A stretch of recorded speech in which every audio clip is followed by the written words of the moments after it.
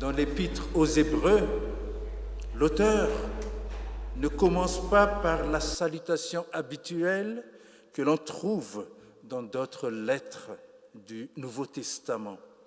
Il plonge immédiatement dans son enseignement avec un temps d'urgence solennelle. À cette époque, les chrétiens d'origine juive étaient préoccupés par plusieurs sujets. Ils se questionnaient sur le retour du Christ, faisaient face aux persécutions et débattaient encore de la supériorité de la loi mosaïque. Mais l'enseignement de cette épître introduit une perspective nouvelle et radicale, une foi renouvelée, ancrée dans une alliance supérieure. Il rappelle que Dieu a établi deux alliances, l'ancienne conclue avec les pères et la nouvelle conclue avec nous. En vérité, Dieu a remplacé l'ancienne alliance, devenue obsolète, par une alliance meilleure. Cette nouvelle alliance est le cadeau extraordinaire que nous célébrons à Noël, le don de Jésus, médiateur de cette alliance parfaite. Nous nous souvenons d'Élie et de Moïse, médiateurs de l'ancienne alliance, qui sont apparus lors de la transfiguration. Cependant, seul Jésus-Christ est resté et la voix de Dieu a déclaré « Écoutez-le ». L'Épître aux Hébreux confirme « Jésus-Christ est le médiateur d'une alliance bien supérieure fondée sur des promesses excellentes ». Nous trouvons cela dans le chapitre 8, verset 6. Le rôle du médiateur comporte deux aspects: révéler Dieu dans sa plénitude et expliquer son projet de réconciliation avec toute l'humanité, abattre tous les obstacles qui empêchent la réalisation de cette réconciliation. Dans les trois premiers versets de notre chapitre, Jésus est présenté comme celui qui fait tout pour réconcilier l'humanité avec Dieu en apparaissant sous deux aspects, le Fils et le grand prêtre ou le grand sacrificateur. Alors nous allons regarder ces deux fonctions de Jésus. Alors Jésus, le Fils, nous trouvons au verset 1 et 2, « Autrefois, Dieu parlait au Père par les prophètes de diverses manières, mais en ces derniers temps, il nous a parlé par son Fils. » Et au verset 5, 6, il est écrit, « Tu es mon Fils, je t'ai engendré aujourd'hui, et que tous les anges de Dieu l'adorent. » Les révélations précédentes, donc, étaient partielles et progressives, passant par Adam, Noé, Abraham, Moïse, les prophètes et les prêtres, avec des lois, des promesses, des avertissements, des rêves et des visions. Mais aucune n'était complète. Elle ne dévoilait qu'une partie du plan de Dieu pour se réconcilier avec les humains. Désormais, dans ces derniers jours, Dieu offre une révélation complète et définitive. Elle ne passe plus par des intermédiaires comme les prophètes et les patriarches. Il nous parle directement par son Fils. Trois avantages marquent cette nouvelle révélation. Le premier, le Fils révèle pleinement le visage du Père. Il est, d'après le verset 3, le rayonnement de sa gloire et l'expression parfaite de son être. La gloire de Dieu, manifestée en Jésus-Christ, s'est exprimée à travers un caractère rempli de compassion et de miséricorde. Jésus a pris soin des pauvres des veuves, des personnes en détresse et marginalisées, des humbles et des orphelins. Il est donc l'incarnation de la douceur et de l'amour immense de Dieu pour nous. C'est cette même nature qu'il continue de manifester aujourd'hui. Le deuxième avantage, il partage nos souffrances humaines.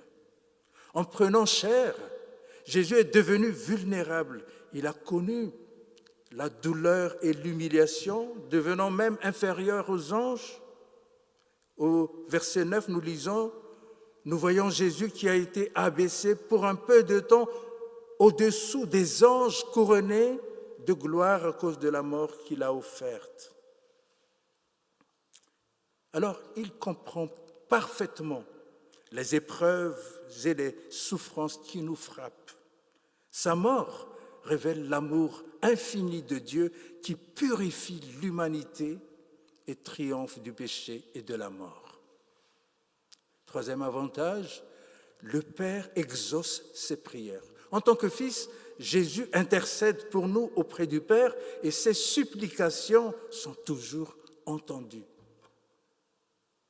Et puis la deuxième fonction, Jésus le grand prêtre.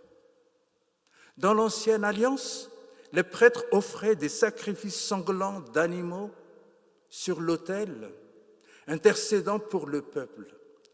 Et le grand prêtre entrait une fois par an dans le Saint des Saints pour présenter du sang en expiation des péchés.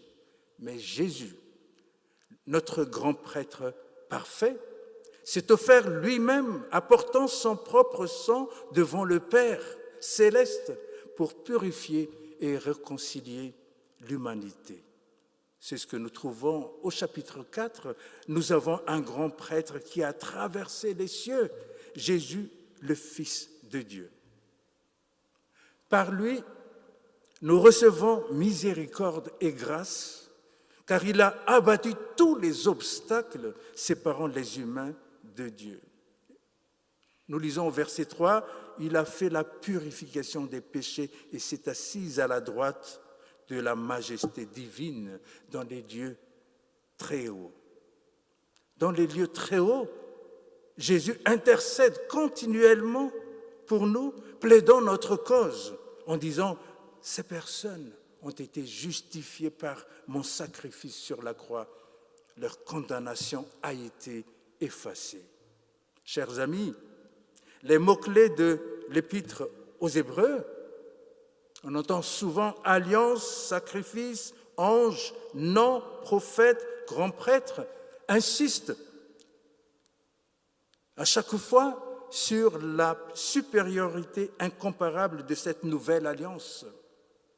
Le but de l'Épître est d'inviter chacun à une transformation profonde et une adhésion à cette nouvelle alliance qui est meilleure. Changer de conviction, de pratique, se convertir et s'attacher à Jésus-Christ seul. En ce temps de Noël, nous prenons un moment pour examiner notre foi et nos pratiques.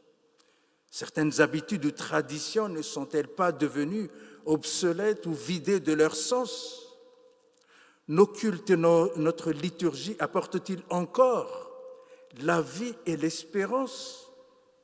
Et puis, le monde évolue rapidement. La science, la technologie et les modes de communication bouleversent notre manière de vivre.